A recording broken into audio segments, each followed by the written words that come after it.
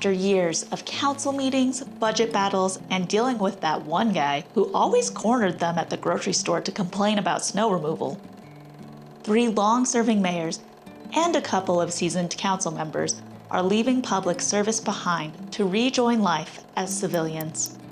But before they go, we had them look back on their years in office to share a few hard-earned lessons and to tell us what it feels like to never again have to sit in a 3-hour-long council meeting.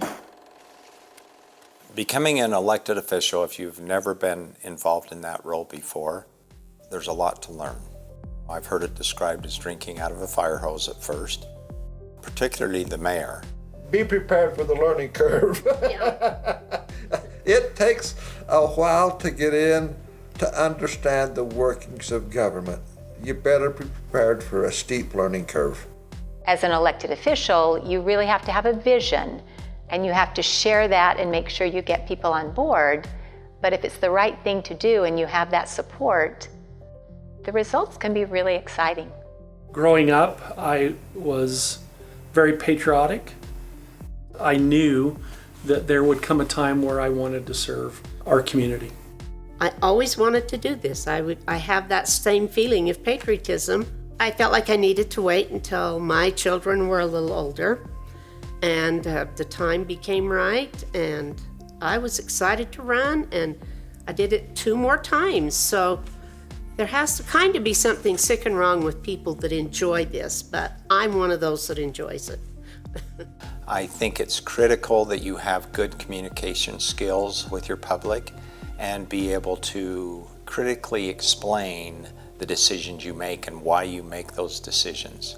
The citizens of Ephraim have been phenomenal with me. One time I had to really bite my tongue and tell him thank you for coming in. I hope to see you again, and I hoped he'd never come back.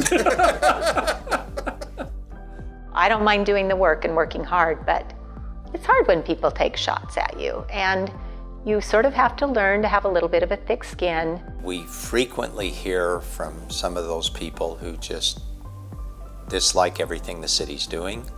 It's usually the same people. Someone that I worked with once said, "Why didn't the city tell us about this?" And I said, "Well, it was in the local newspaper." "Well, I don't take that." I said, "Well, we have it in the city newsletter that comes out every month." "Well, I don't read that." And then we talked about social media. "Well, I'm not on that."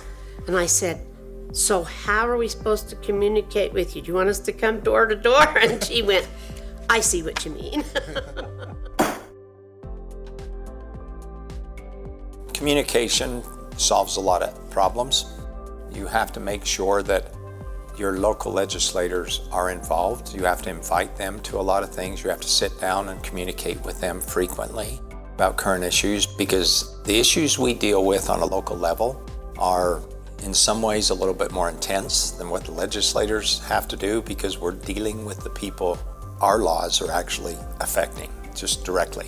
It's a time-consuming job, and you have to be able to, when someone talks to you in the store or wherever you're at and wants to talk to you, you've got to stop and listen. Sometimes if you're in a hurry or on a time clock, you can't do that. And that's so important, what Lloyd has just said. We live in a small rural community where you can't go anywhere without bumping into your neighbors, without us being stopped in Walmart or Ace Hardware or at church.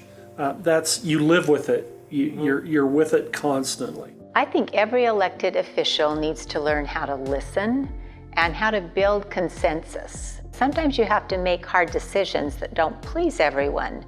But I think if you have the ability to look at all sides, consider the city goals and the long-term benefits, then you have to make a decision that's best for the overall city, even though you know it may impact some people in a way they're not happy about.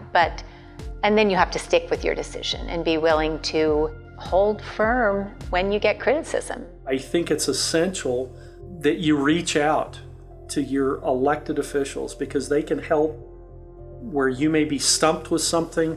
They can help, and they have resources. Partner with your other elected officials, your city council members. Make sure you establish good relationships with them. You're not going to agree on every issue, and that is fine.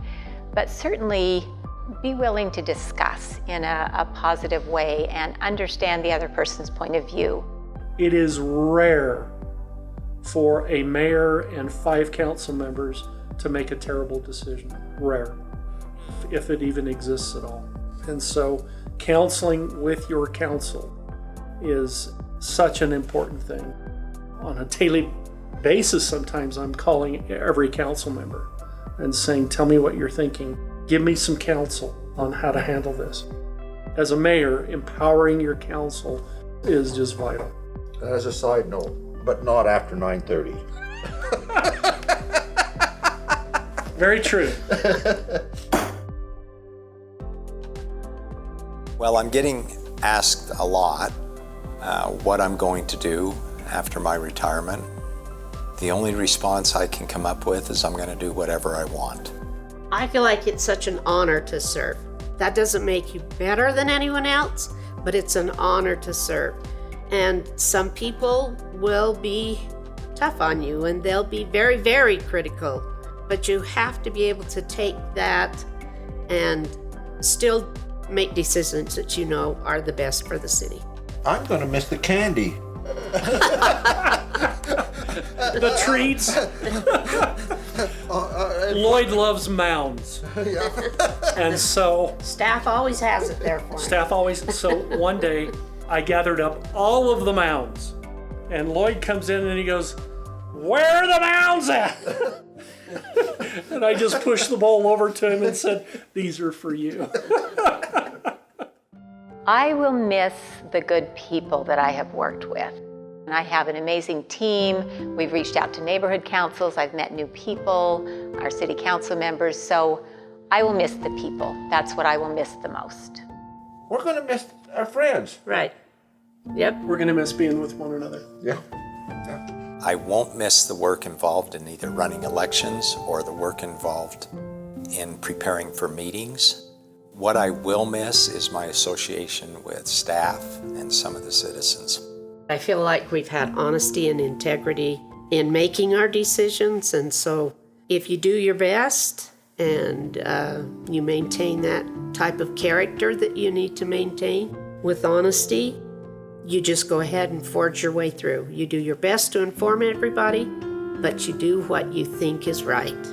You can make a difference, and if your voice is combined with other voices, and you're reasonable and rational and you work in a positive way, you can make things happen. You have to be patient. It may take a while, but you really can make a difference.